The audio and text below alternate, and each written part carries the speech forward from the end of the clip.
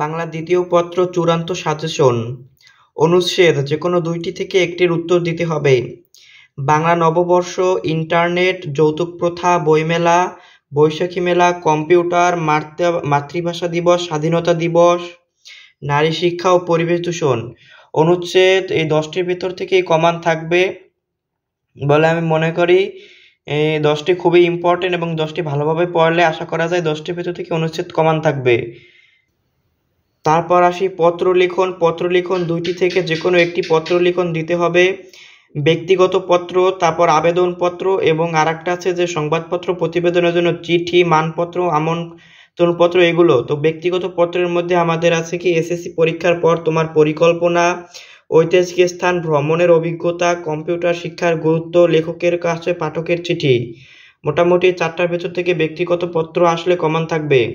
তারপর আবেদনপত্র, পাঠাগার স্থাপনের জন্য আবেদন, ছুটির জন্য আবেদন, ডাকযোগে পুস্তক পাঠানোর আবেদন, শিক্ষা সফরের অনুমতি চেয়ে আবেদন।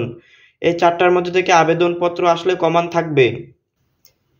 তারপর পত্র লিখনের মধ্যে আরেকটি বিষয় হলো সংবাদপত্রের প্রকাশের জন্য চিঠি, মানপত্র অথবা আমন্ত্রণপত্র।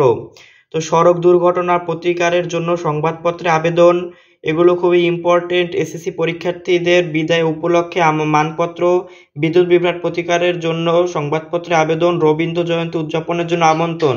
মোটামুটি 4টা খুবই ইম্পর্টেন্ট এবং খুবই গুরুত্বপূর্ণ সংবাদপত্র প্রকাশের জন্য যদি আসে চিঠি, মানপত্র, আমন্ত্রণপত্র এর মধ্যে। তারপর সারাংশ এবং সারমর্মের কথা যদি বলি, তার মধ্যে সারাংশ লেখাটা একটু ইজি হয়, তাই সারাংশের জন্য আমি তোমাদের যেই কটা সারাংশ বলছি এগুলো যদি ভালোভাবে পড়ো তাহলে কমন থাকবে।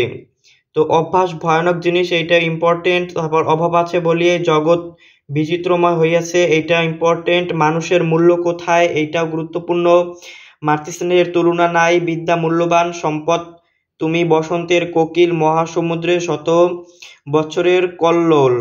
এই যে মোটামুটি এই জায়গায় 8টার মতো আছে, 7টা-8টার মতো। এই 7টা যদি সারাংশ পড়তে পারো তাহলে এর মধ্যে থেকেই সারাংশ কমন থাকবে ইনশাল্লাহ।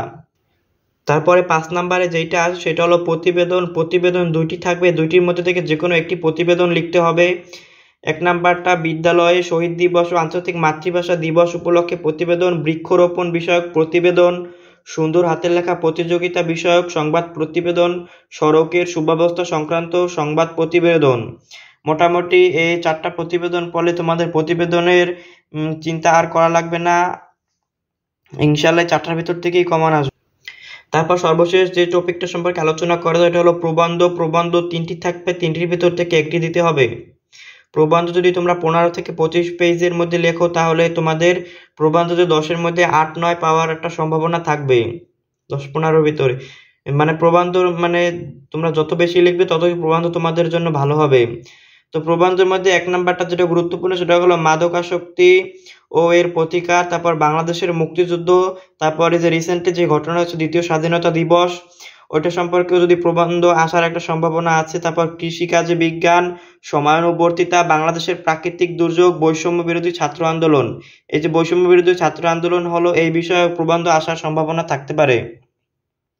তো প্রবন্ধ মোটামুটি এখানে যেই কয়টা আছে তার ভিতর থেকেই প্রবন্ধ আশা করা যায় ইনশাল্লাহ এই প্রবন্ধ এর ভিতর থেকেই থাকবে। তো প্রতিবেদন, প্রবন্ধ দেখতে পারো তোমরা একসাথে এবং এর ভিতর থেকে কমান থাকবে। তো এগুলো ভালোভাবে যদি তোমরা পড়ে যাও তাহলে কমান পাবে ইনশাল্লাহ। তো ধন্যবাদ সবাইকে, আসসালামু আলাইকুম।